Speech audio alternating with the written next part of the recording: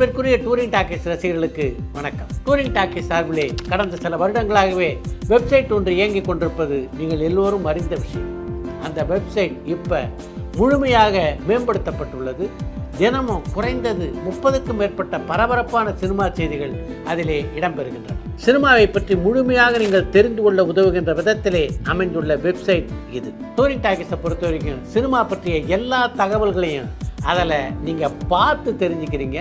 இந்த touring talkies வெப்சைட்டில் அந்த தகவல்கள் எல்லாவற்றையும் நீங்கள் படித்து தெரிந்து கொள்ளலாம். அதனால் நாள்தோறும் தவறாமல் இந்த வெப்சைட்டை படித்து பாருங்கள். படித்து பார்த்து விட்டு உங்களுடைய கருத்துக்களை பதிவிடுங்க.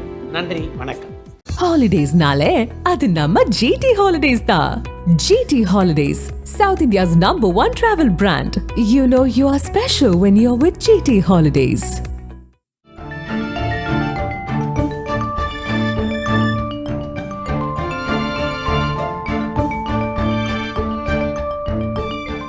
உங்கள் ஜீரண கோளாறுகளுக்கும் வயிற்றெரிச்சலுக்கும் சரியான ஒரு தீர்வு. டூரிங் டாக்கீஸ் ரசிகர்களுக்கு வணக்கம். வாங்க லென்ஸ் நிகழ்ச்சிக்கு போகலாம்.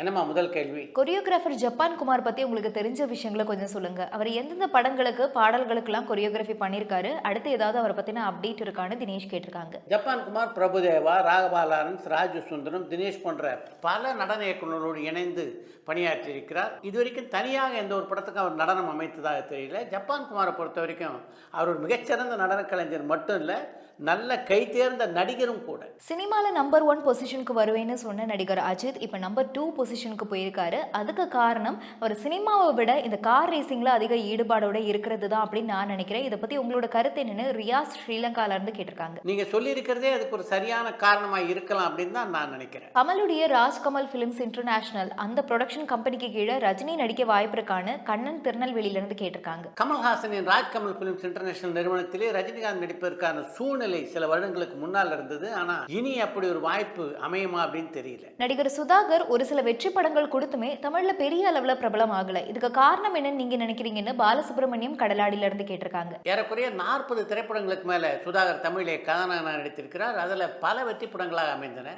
அப்படி இருந்தும் அவர் தமிழே மிக பிரபலம் அடையலைன்னா அதுக்கு முக்கியமான காரணம் ஒரு காலகட்டத்திலே அவர் ஹைதராபாத்துக்கு குடிபெயர்ந்தது தான். ஏறக்குறைய 500க்கும் மேற்பட்ட தெலுங்கு திரைப்படங்களில் நடித்திருக்கிறார் சுதாகர். ஜேசன் சஞ்சய் சூப்பரான ஒரு அப்டேட்டை கொடுத்திருக்காரு. சந்தீப் கிஷன் கூட இருக்கக்கூடிய இந்த கூட்டணி வெற்றி அடையுமான்னு விக்னேஷ் கேட்டிருக்காங்க. ஜேசன் இயக்குகிற திரைப்படத்தை பொறுத்த வரைக்கும் இப்பதான் விதை போட்டிருக்காங்க, 2 இலை விட்டுருக்கு, அவ்வளவுதான். அதுக்குள்ள அது அரச மரமா வருமா ஆலமரமா வருமான்னு நீங்க கேள்வி கேட்டீங்கன்னா எப்படி பதில் சொல்றது? தக் லைஃப் படத்துக்கு இப்போ ஒரு முதல் விமர்சனம் வந்திருக்கு. இந்த மாதிரி விமர்சனம் பண்றதுதான் பிரச்சனையே நான் நினைக்கிறேன். இதை பத்தி உங்களோட கருத்து என்னன்னு சுரேஷ் விருகம்பாக்கத்துல இருந்து கேட்டிருக்காங்க. அது போன்ற விமர்சனங்களை பற்றிய உங்கள் விமர்சனம் மிகச் சரியான ஒன்று. ஜெயிலர் 2க்கு அடுத்ததா சங்கர் இயக்கத்துல வேல்பாரி படத்துல ரஜினி நடிக்க போறாரா அப்படின்லாம் ஒரு சில தகவல்கள் பரவதே, இது உண்மையா? அதுக்கு வாய்ப்பு இருக்கா? ஜெயிலர் 2க்கு அப்புறமா எந்த படத்துல ரஜினி நடிக்க போறாருன்னு சங்கர் கேட்டிருக்காங்க. இப்போதைக்கு சங்கர் இயக்கத்திலே வேல்பாரி திரைப்படத்திலே ரஜினிகாந்த் நடிப்பதற்கான வாய்ப்பு அறவே இல்லை அப்படின்னு தான் நான் நினைக்கிறேன். தளபதி 69 படத்துக்கு பாலகிருஷ்ணா கிட்ட இருந்து ரைட்ஸ் வாங்கிட்டாங்களா அப்படின்னு அனு கேட்டிருக்காங்க. பாலகிருஷ்ணா நடித்த ஒரு தெலுங்கு படத்துடைய ரீமேக் தான் ஹெச் வினோத் இயக்குகின்ற விஜய் படம் அப்படின்னு பல வலைதளங்களிலே வந்த செய்தியை அடிப்படையாக வைத்து இந்த கேள்வி நீங்க கேட்டிருக்கீங்க. ஹெச் வினோத் இயக்குகின்ற திரைப்படத்தை பொறுத்த வரைக்கும் அது ரீமேக் படம் இல்லை, ஹெச் வினோத்தினுடைய கதையிலே உருவாகின்ற படம். விஜய் சேதுபதி நடிப்புல அடுத்து எந்த படம் வெளியாகும் அப்படின்னு அருண் கேட்டிருக்காங்க. விஜய் சேதுபதி நடிப்பிலே அடுத்து வெளிவர இருக்கின்ற படம் ஆறுமுககுமார் இயக்கத்திலே அவர் நடித்துள்ள ஏஸ் என்ற திரைப்படம். அந்த படத்தை தொடர்ந்து தானுடைய தயாரிப்பிலும் விஷ்ணுடைய இயக்கத்திலும் உருவாகியுள்ள ட்ரெயின் திரைப்படம் வெளியாகும். கவின் நடிக்கக்கூடிய கிஸ் படம் அவருக்கு ஒரு கம்பேக்கா இருக்குமான சங்கர் மதுரையில இருந்து கேட்டிருக்காங்க. இது வரைக்கும் கவின் கதாநாயகனாக நடித்து 5 திரைப்படங்கள் தான் வெளிவந்திருக்கு. இதுல 3 திரைப்படங்கள் நன்றாகவே ஓடி இருக்கின்றன, 2 திரைப்படங்கள் தான் பெருசா ஓடலை. கவின் நடிப்பிலே அடுத்து வெளியாக இருக்கின்ற கிஸ் திரைப்படம் அவருக்கு கம்பேக் படமாக அமையுமா அப்படின்னு கேள்வி கேட்டிருக்கீங்க. கவின் என்ன ஒரு 10 வருஷமா சினிமா நடிக்காம இருக்காரா என்ன? ஜெயம் ரவி, ஆர்த்தி இவங்க 2 பேரோட பேச்சுவார்த்தை எந்த லெவல்ல இருக்குன்னு சிவா மயிலாப்பூர்ல இருந்து கேட்டிருக்காங்க. ஜெயம் ரவி, ஆர்த்தி ஆகியோருக்கிடையே சமரசத்தை ஏற்படுத்துவதற்கு நீதிமன்றம் ஒரு மத்தியஸ்தரை ஏற்பாடு செய்திருக்கிறது. அவங்க முன்னாலே இவங்க பேச்சுவார்த்தை நடத்தினதுக்கு பின்னால்தான் அதை பற்றிய அடுத்த விவரங்கள் தெரிய வரும். நயன்தாரா சமீபத்துல ஒரு ஸ்டோரி போட்டிருந்தாங்க, கர்மா வட்டியோட உங்களுக்கு வந்து சேரும் அப்படின்னு. இவங்க யாரை குறிக்கிறாங்க? தனுஷை தான் குறிக்கிறாங்களா அப்படின்னு விக்னேஷ் கேட்டிருக்காங்க. கர்மா வட்டியுடன் வந்து சேரும் அப்படின்னு நயன்தாரா சொல்லியிருப்பது யாரை பற்றி அப்படின்னு உங்களுக்கு உண்மையிலேயே தெரியாதா? ரொம்ப கள்ளங்கணம் இல்லாத ஆளாக இருக்கீங்களே. கங்குவா படத்தை சீக்கிரமாவே ஓடிடியில் ரிலீஸ் பண்றாங்களே, எதனால இப்படின்னு மனோகர் கேட்டிருக்காங்க. கங்குவா திரைப்படத்தை ஓடிடியிலே அவசரமாக வெளியிடுவதற்கு எந்த முயற்சியும் அந்த படத்தினுடைய தயாரிப்பாளர் செய்யலை. எங்கேருந்து இப்படி ஒரு செய்தி உங்களுக்கு கிடைச்சது அப்படின்னு தான் தெரியல. ரஜினிகாந்த் மாரி செல்வராஜ் கூட்டணி எப்போ வரும்னு காயத்ரி அம்பத்தூர்ல இருந்து கேட்டிருக்காங்க. மாரி செல்வராஜ் இயக்கத்திலே ரஜினிகாந்த் இப்போது நடிப்பதற்கான சூழ்நிலை அமையாது அப்படின்னு தான் நினைக்கிறேன். ஏன்னா அடுத்து தனுஷை ஒரு படத்தில் இயக்க இருக்கிறார் மாரி செல்வராஜ். விஜயுடைய கட்சிக்குள்ளேயே நிறைய பிரச்சனைகள் இருக்கிற மாதிரி தெரியுதே. பேசாம இந்த நடிப்பெல்லாம் முழுசா விட்டுடாம அரசியல் ஒரு பக்கம் நடிப்பு ஒரு பக்கம் அப்படின்னு அவர் மேனேஜ் பண்ணா நல்லா இருக்கும்னு நினைக்கிறேன்னு ஸ்ரீராம் சென்னையில இருந்து கேட்டிருக்காங்க. சினிமாவில் நடித்துக்கொண்டே அரசியல் செஞ்சா இது போன்ற குழப்பங்களை எல்லாம் தீர்த்து விட முடியும் அப்படின்னு நீங்க நினைக்கிறீங்களா? நடிகர் தனுஷ் இப்போ எக்ஸாக்டா யாரோட தயாரிப்புல தான் நடிக்கிறாரு, மதுரை அன்பு தயாரிப்புல நடிச்சுக்கிட்டு இருக்காரா அப்படின்னு பாலகிருஷ்ணா கேட்டிருக்காங்க. தனுஷ் இப்ப இட்லி கடை படத்தில் தான் நடிச்சுட்டு இருக்காரு. அந்த படத்தை தொடர்ந்து பல படங்கள்ல நடிப்பதற்கான தொடக்க விழாக்கள் நடைபெற்றிருக்கின்றன. அதில் எந்த படத்தில் முதல்ல தனுஷ் நடிக்க போறார் அப்படின்றது இன்னும் முடிவு செய்யப்படலை. இந்த மாசம் இருக்கக்கூடிய இந்த மழை புயல் எல்லாம் இப்போ அடுத்தடுத்து ரிலீஸ் ஆகக்கூடிய படங்களை பாதிக்குமான்னு ஹரிஷ் நெல்லையில இருந்து கேட்டிருக்காங்க. கடந்த வாரம் வெளியான பல படங்கள் இந்த மழையாலும் புயலாலும் பெரிதும் பாதிக்கப்பட்டன. அடுத்து இந்த மாதத்திலும் புயலும் மழையும் இருப்பதற்கான சாத்தியக்கூறுகள் இருப்பதாக சொல்றாங்க. அதனால அதையெல்லாம் தெரிஞ்சுக்கிட்டு தயாரிப்பாளர் படத்துடைய வெளியீட்டு தேதி நிச்சயித்தால் நல்லது. சூர்யா 44வது சூர்யாவுக்கு கை கொடுக்குமா அப்படின்னு பாலாஜி கேட்டிருக்காங்க. கார்த்திக் சுப்புராஜ் ஒரு அற்புதமான இயக்குனர், அது மாதிரி சூர்யா மிகச்சிறந்த ஒரு நடிகர். அவங்க ரெண்டு பேரும் சேர்ந்து அடுத்து நிச்சயமாக ஒரு வெற்றி படத்தை கொடுப்பாங்க அப்படின்னு முதல்ல நீங்க நம்பிக்கை வைங்க. எல்லாத்தையும் அவநம்பிக்கையோடையே பார்க்காதீங்க.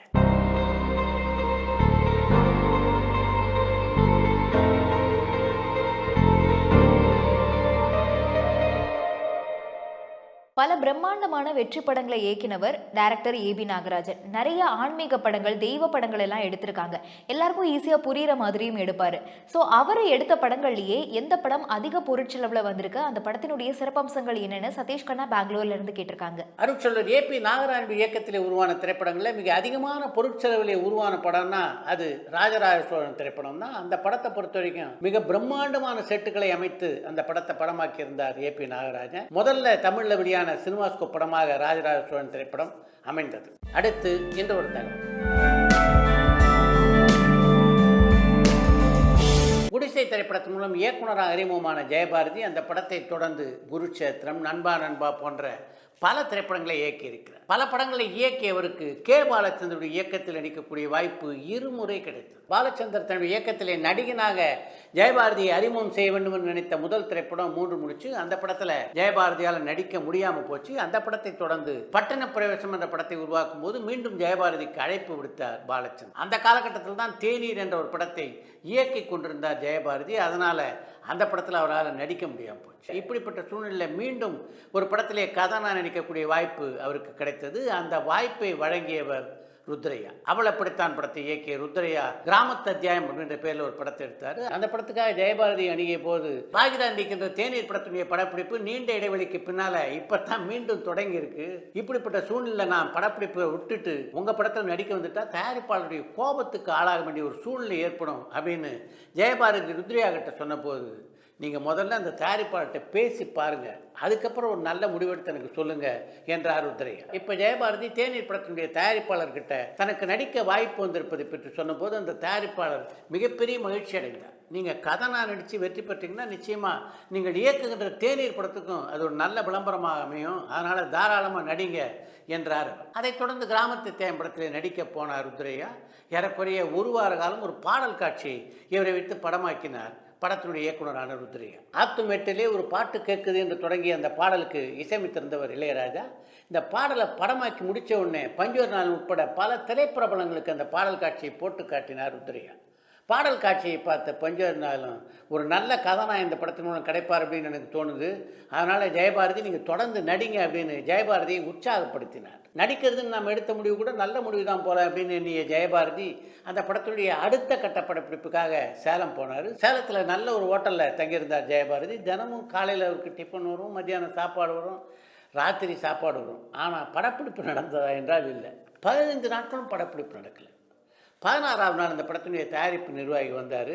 அவர் கையில் ஒரு செக்கு ஒரு டிக்கெட் 2 இருந்தது. இந்த செக்கையும் டிக்கெட்டையும் உங்ககிட்ட கொடுத்துட்டு வர சொன்னார் ருத்ரையா என்று ஜெயபாரதி கிட்ட கொடுத்தார் அந்த படத்துடைய தயாரிப்பு நிர்வாகி. இதில் செக் அவர்கிட்ட திருப்பி கொடுத்த ஜெயபாரதி டிக்கெட்டை மட்டும் எடுத்துக்கிட்டு சென்னைக்கு திரும்பினார். அதுக்கப்புறம் அந்த படத்தில் நடிப்பதற்கு அவருக்கு அழைப்பு வரவே இல்லை. அவருடைய கதாபாத்திரத்திலே அதுக்கு பின்னாலே நந்தகுமார் என்ற ஒரு நடிகர் நடித்தார். எதனால் அப்படி ஒரு மாற்றம் நடந்தது என்று அதுக்கு பின்னாலே ஒரு நாளும் ருத்ரையா கிட்ட கேட்கவே இல்லை ஜெயபாரதி. அந்த படத்தில் ஜெயபாரதி நடித்திருந்தார் என்றால் நிச்சயமாக ஒரு கதாநாயகனாக அவர் தமிழ் சினிமாவிலே வலம் வந்திருக்க கூட வாய்ப்பு இருக்கு. ஆனால் இதெல்லாம் யார் தீர்மானிக்கிறது? காலம் அல்லவா தீர்மானிக்கிறது. பாலுமகேந்திராவோட உங்களுடைய டிராவல் வந்து ரொம்ப நீளமானது. ரொம்ப தெலுங்குல பார்த்தீங்கன்னா நிரக்ஷன் அவர் அற்புதமான நிரீஷ்ணா வந்து தமிழில் வீடு. நிரீஷ்ணா வந்து மலையாளத்தோட பெரிய ஹிட். மலையாளத்தில் வந்து பாட்டு ஹிட்டுகள்லாம் கிடையாது. மலையாளத்தில் வந்து அதே மாதிரி தான் அவருடைய வீடு திரைப்படம். அப்போ வீடு வீடு எல்லாத்தோட கஷ்டமான படம் வந்து வீடு தான். வீடு நடிக்கிறது வந்து கொஞ்சம் நடித்தா அதுவும் இது கமர்ஷியல் படம் இல்லைப்பா, ஏன் நடிக்க வேணாம். உங்களுக்கும் பாலுமகேந்திராவுக்குமான ரேப்போர்ட் எப்படிப்பட்டது? அதான் சொன்னேன், ரொம்ப ஒரு சொந்த தம்பி மாதிரி நான் பார்த்துப்பாரு. அப்படியே க்ளோஸ் ஆகிட்டோம். அவர் வந்து குடிக்கிறாங்களோ இல்லை இந்த படங்கள்லாம் அவருக்கு பிடிக்காது. பரபரப்பான சினிமா செய்திகள், நட்சத்திரங்களின் பேட்டிகள், சினிமா வரலாறு ஆகியவற்றை பார்க்கவும் படிக்கவும் உங்களுக்கான இணையதளம் tourantalkies.co.